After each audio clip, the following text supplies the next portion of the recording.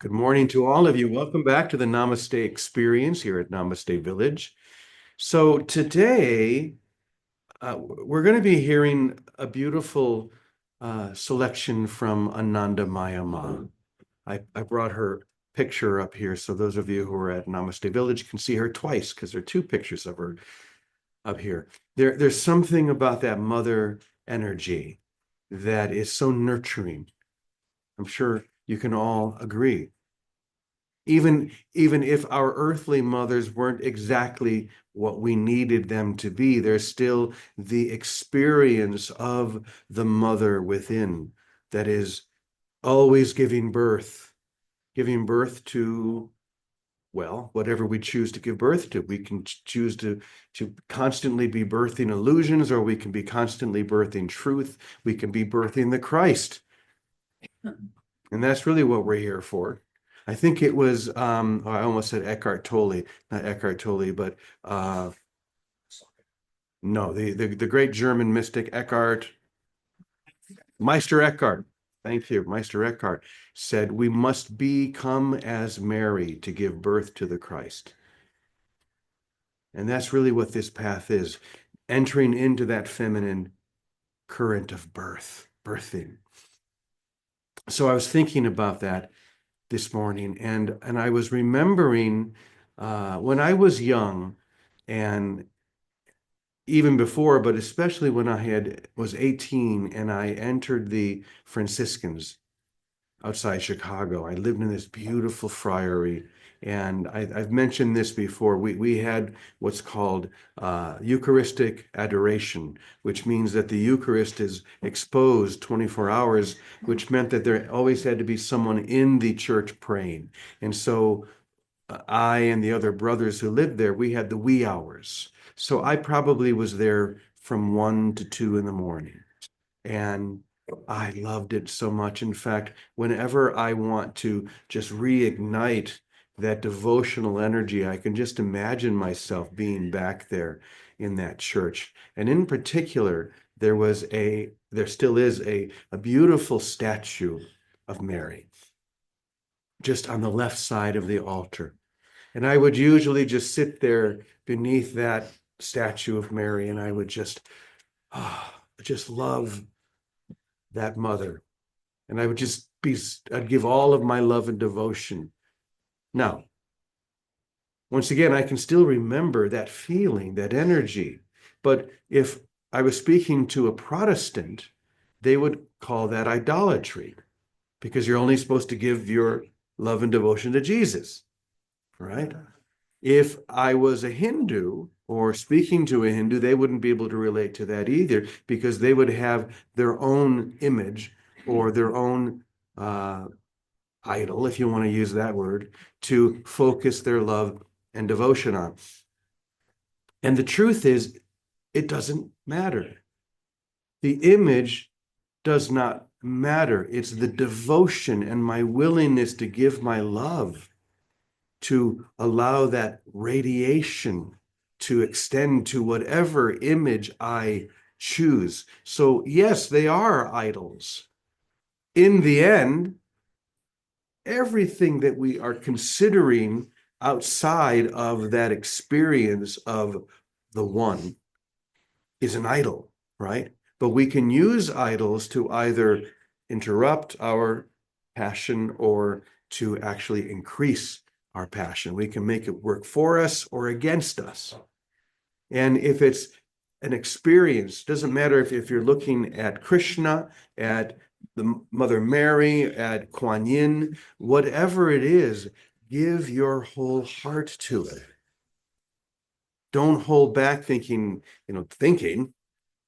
what am I doing here? Should I be doing this? Is this right? Is this wrong? This is really in the end, the idol. The idol is really my thoughts about something rather than my experience of everything. Can someone get me a glass of water? My thoughts about something rather than my experience of everything. And so if you want to use an image of the Blessed Mother, of Kuan Yin, of whatever, a flower, walking in nature, Doesn't matter. Give your whole heart to that. Here in Mexico, we have so many opportunities. We're in a culture, a very Catholic culture, where sometimes you'll see parades of people carrying a statue of Our Lady of Guadalupe, celebrating down the street. And it might be easy to look at them and judge them as, oh, they're so backwards, they're so Catholic, they're so whatever. And I'm the one who's losing if I judge in that way, rather than look at the beauty of that devotion. I thank you. I might be in India and I could see a similar devotion with thousands of people praying to a particular Hindu deity. And I might judge that saying, gosh, if they only knew what I knew, then they wouldn't be so backwards in their devotion. No, it's me who's losing that because it doesn't matter. They're all idols. But once again, we can make an idol work for us or work against us. So this is what Anandamaya Ma is trying to tell us. He's trying to get us to find whatever works and give our whole heart to it. Find an image. It could be a flower. It could be a statue. It could just be an idea. For me, growing up, it was the Blessed Mother. And of course, I also had a great devotion to Jesus, as, a nice little Catholic boy would. But it was really Mary. In fact, it reminds me of the story, you've maybe heard me say it before, of the very devout Italian woman who was in the church praying her rosary. Any of you remember this? Okay, well, I'm going to tell it again. She's praying her rosary when suddenly the voice of Jesus himself rings out in the church and says, I am Jesus, the Lord. She hears him, but she goes back to her rosary, ignores. So even louder now, I am Jesus, the Lord. I have a message for you. She goes back to her rosary and ignores. Finally, one more time, I am Jesus, the Lord. And the voice is so loud that the church is beginning to shake. And she says, be quiet, I'm talking to your mother. Talk to whoever you want to talk to. It doesn't matter. And, it's like if you're Jewish, be a good Jew. If you're a Christian, be a good Christian. Use whatever that tradition gives to you while looking through. Okay, this is the key. Don't stop at the image. Look through the image and let your love and your devotion expand into eternity. So this morning I came across a beautiful quote from Anandamaya Ma, which is all about this. So let me share it.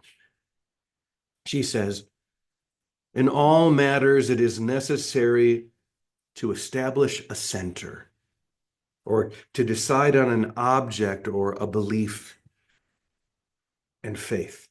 So pick something, in other words, like I chose that statue when I was at that friary. Otherwise, real intensity cannot be developed. As the mind becomes ever more concentrated on one thing, one steadily grows more sincere, more tranquil, loving, and at ease. In this way, one may well catch a glimpse of the all-pervading one. This is what happens when you see through the image, and then you catch a glimpse of the all-pervading one. Choose a word, a form, an image, a symbol, in fact, anything sacred representing God as a whole or in part. And whether in happiness or in misery, ceaselessly direct the current of your thinking towards it. Even though the mind may repeatedly wander here and there, it will again seek recluse in this fixed center. In due course, love and devotion will awaken for God, for the one. who you will then take possession of in your heart. Isn't that beautiful? To attain self-realization by personal effort only. Ooh, this is good. To attain self-realization by personal effort only, or to realize God by yoga and similar practices, is, in the present age, extremely difficult for the ordinary person. So, don't try to do this by personal effort. Use whatever you have, whatever your heart is drawn to. This is why we sometimes, have a picture of Anandamaya Ma or Francis and Clare or the master teacher or Yogananda, whoever it is. You're probably going to feel yourself drawn to some image or another. Be drawn. Don't judge that. Don't intellectually say, wait a minute, that's an idol. I'm not supposed to be focused in toward a statue or an image. Sure you are. If it increases love and devotion within you, then you're able to look through whatever that seems to be, whenever you're able to look through to the essence of the divine, of the one. Then you can begin to feel what Anandamaya Ma is referring to. Then you begin to feel what I felt just sitting in front of that statue all by myself at 1 o'clock in the morning in that huge, beautiful church, just feeling that connection of love. Because in the end, it's always just the love for love itself. Like Francis asked, why is love not loved?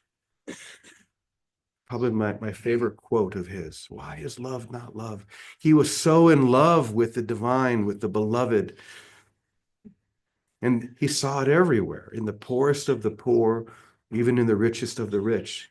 It would go to Rome and to the Pope or to kings, and he would see them exactly as he saw the poorest of the poor, a leper on the street, because they were all the same. But you can't see that sameness until you have an image that you can give your whole heart to and then see through that image into the divine. Calico, I see you sitting in the back, which is lovely, and I know you're getting ready to go to the Tuesday market. Would you like to come up here and share a little something before we bring Vicky on? She said, go ahead and bring Vicky on. You look so comfortable just sitting there, like you're like the Buddha, just sitting there radiating. Okay. Well, bringing Vicky on is always a good thing to do. Now, we don't have our television working for some reason. Let me try it one more time.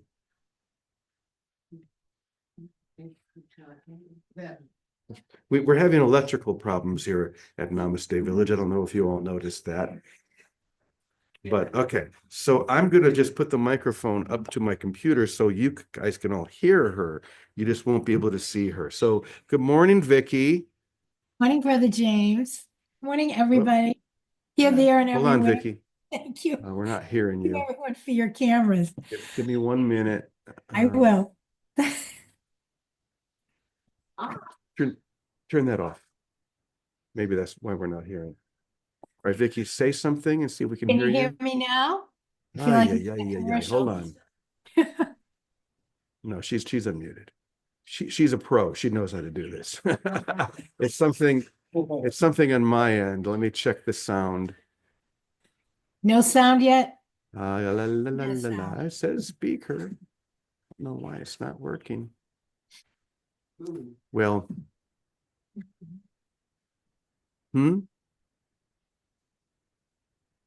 it's not coming out of there either. Oh, is No it? sound yet? Is the sound up on that? Yeah. Okay, Sound Vicky, yet? say something one more Yep. time. Good No, morning. it's not. I don't know. For some reason, No well, sound. this is what happens. This is what happens. You got to go with the flow. Welcome, welcome, welcome. I can see you, Vicky, just welcoming it all. Last night we had a little glitch in our an interruption, as we talked about yesterday, in our electrical system. So we have someone coming to take a look at it. So I'm sure it has something to do with that. But still, the message is so simple. Just give your whole heart to that. to whatever that is in the moment. Welcome it. So many of you didn't have lights or electricity last night. Welcome that. This too can bring me closer to that divine impulse. Now, go ahead and turn that off. We don't, that'll be even more distracting. See, we're not going to look for a solution. See, Ravi's diligently looking for how do we fix this? We don't need to fix anything. We just need to let all things be exactly as they are. And this is what it is right now. You know, Vicky, I'm sure, has something very wise and wonderful to say. Well, she'll save it for tomorrow. So how about this? Since we're just rolling with it, I'm going to call on one or two people, and don't you just feel that excitement when you, oh no, you're just going to call on people and they're going to be asked to come up and say something? Yeah. Hey, Betty, come up here. See, now Betty is someone who I know will have something to say. So we're going to call on Betty to come up, and she's going to sit here and she'll share what is moving through her heart in terms of this devotional path. Come on up, Betty.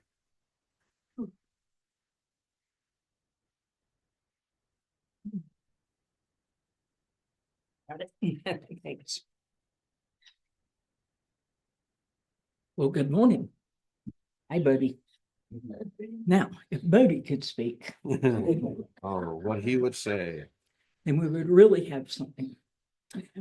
Well, following yesterday, which today does actually, in the great scheme of things, we're in the season of Epiphany. And Epiphany means a manifestation or an awakening to something. We realize.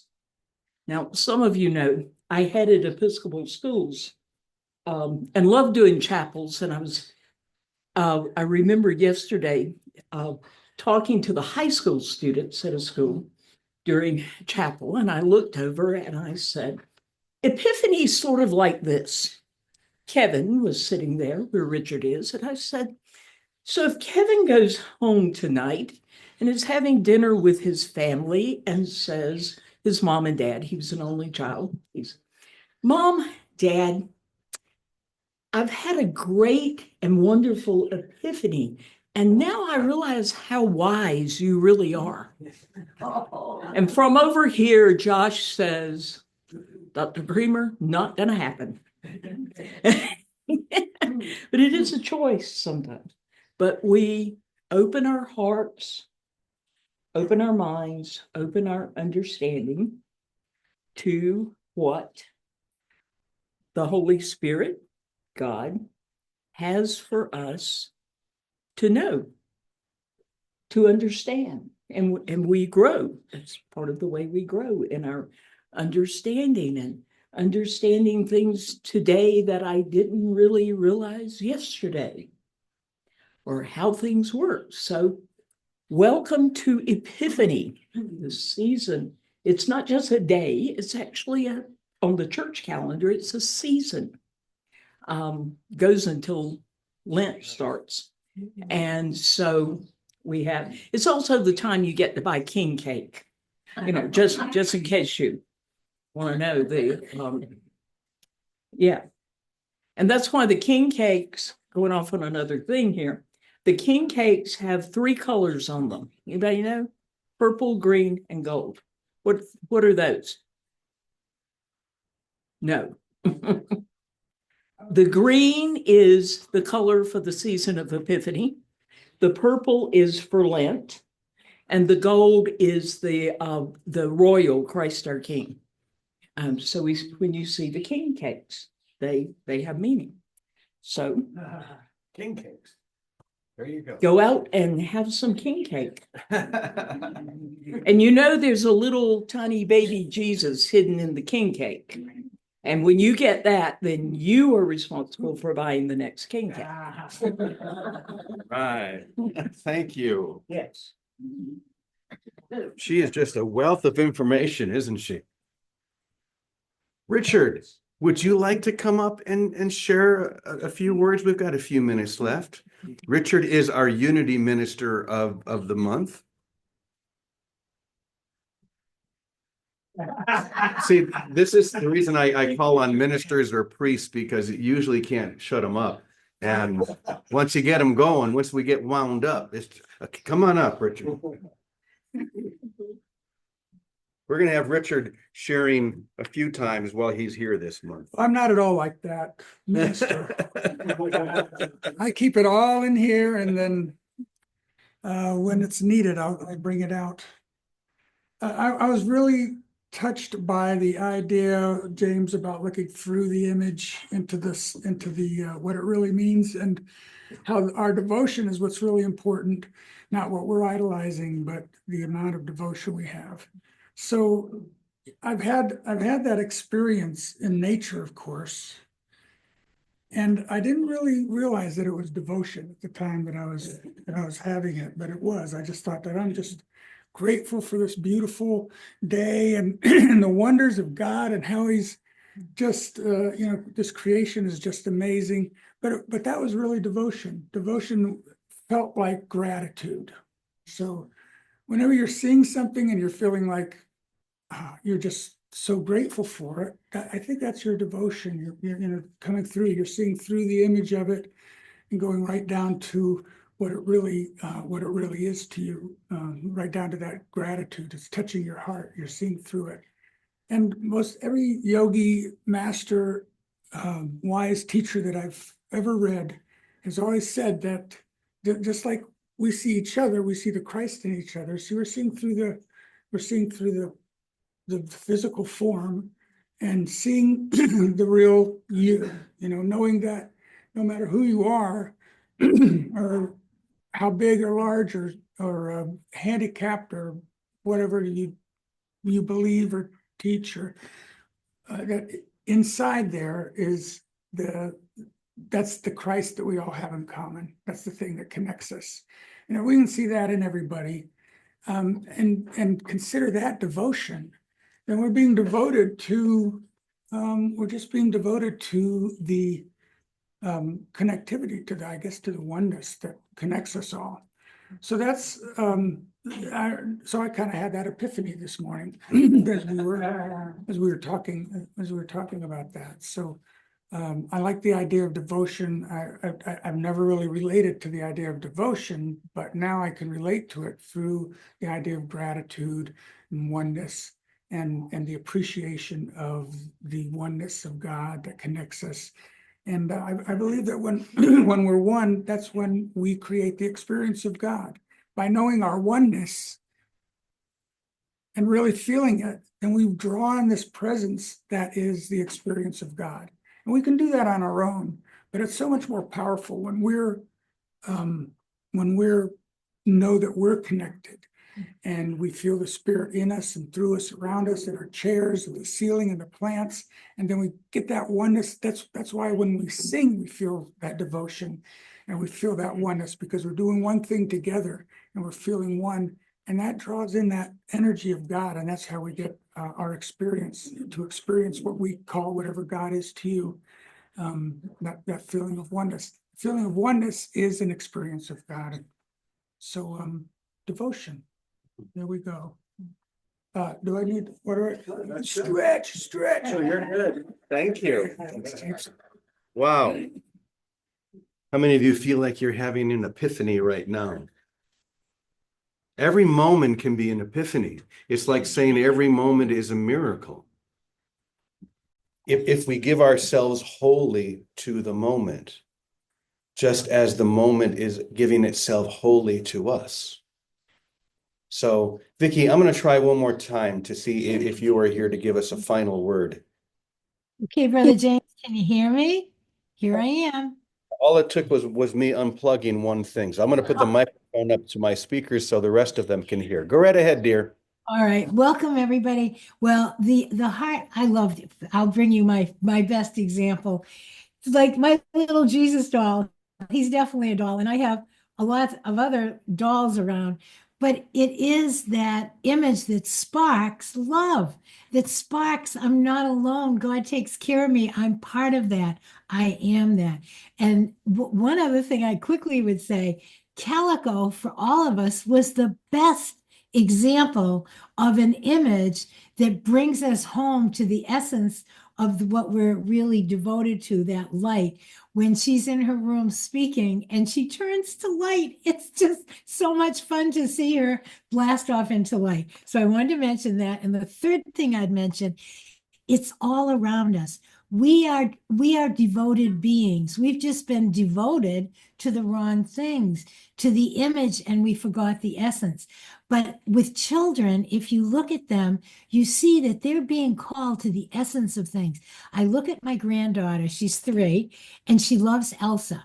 Now she knows all the other princesses, and all the other little dolls. But why is it she's attracted to Elsa? When you look at any child devoted, they are with that being.